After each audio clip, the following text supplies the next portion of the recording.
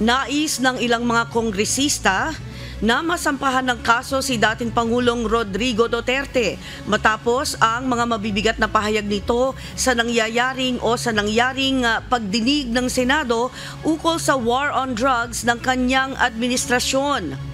Ayon kay House Deputy Majority Leader Jude Asidre, kailangang papanagutin si Duterte at makulong dahil sa extrajudicial killings. Nanawagan naman si Cagayan de Oro City Representative Lordan Suwan sa Department of Justice at Office of the Ombudsman na magsagawa na ng malalimang investigasyon kaugnay nito. Para naman kay House Quadruple Committee Co-Chairperson Representative Benny Abante, maaring maging batayan ito para imbestigahan at kasuhan ang dating presidente sa mga naging paglabag nito sa batas.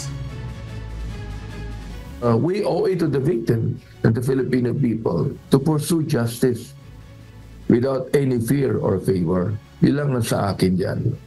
And I do realize that former president is, you're getting quite old and it's not even that healthy. But still, he cannot get away from the responsibility and accountability of his action.